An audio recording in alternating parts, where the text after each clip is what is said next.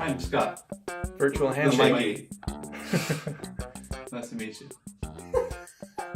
I was trying to do it, but Hoop Shot Memphis Grizzlies. Coming in.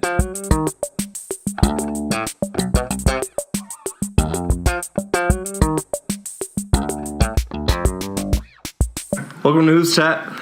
What we're doing is we're going over the NBA teams. We're starting from the bottom, going to the top, and talking about how they did over the season and what we think they should do going forward during this offseason. And so today we're going over the Memphis Grizzlies. Scott, how'd their season go? It was a disappointing season, unless it was intentional.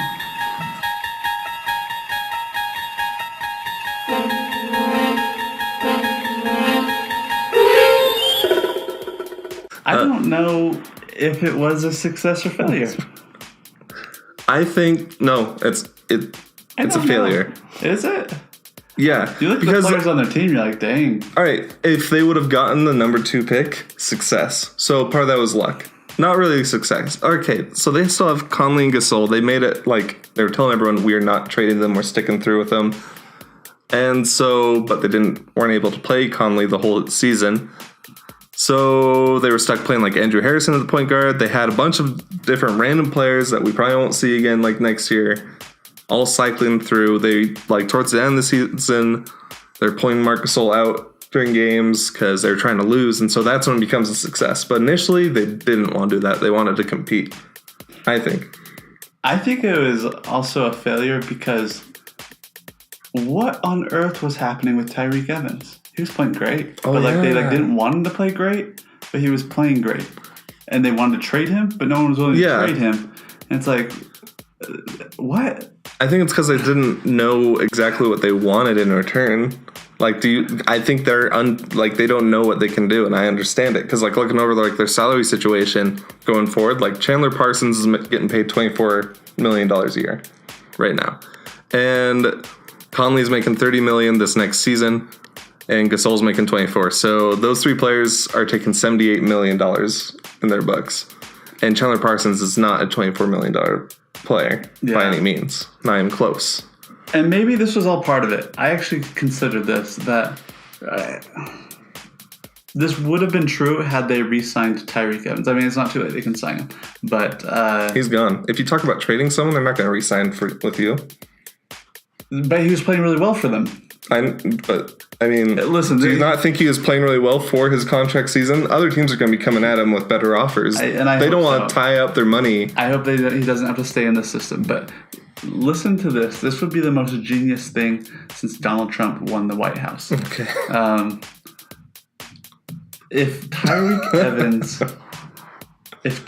Evans played really well, he's a good player.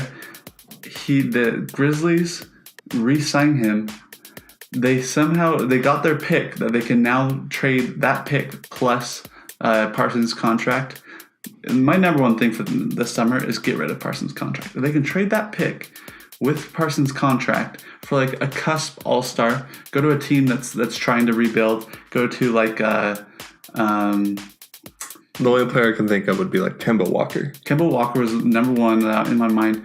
Aaron Gordon, I think, would work. I think the Magic need to rebuild. Cusp all-star Aaron Gordon. In the Eastern Conference. He's good. I would rather draft number 4 than trade for Aaron Gordon. You're right there. Okay. But Kemba Walker, let's say they go for Kemba Walker. You trade to the Hornets, Kemba Walker, plus they've got bad contracts too. They have like Dwight Howard on some stupid amount.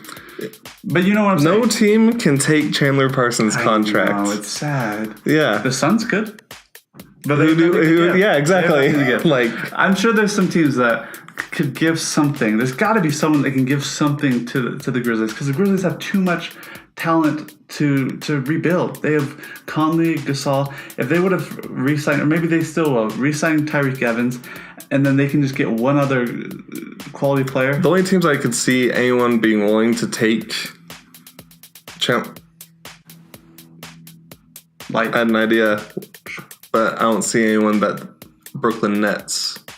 They're the only team. So I'm thinking like bottom tier teams that want to rebuild, so they want young players. But that's what Memphis should be doing as well. despite having them. But so I don't know anyone on Brooklyn. But they have a couple. Well, we're looking for a team who has only one. And they're like, sorry, we don't want you to waste away. We're going to trade you for a number 4 pick and swallow up this Parsons disease. I would maybe trade number 4. Maybe I'm stupid here for D'Angelo Russell. I would too. If I were the Nets, I'd want that. Do they have the cap space for it? We don't know. Well, that's something. I'm going to branch out here. I'm going to ask this guy to the right here. Okay.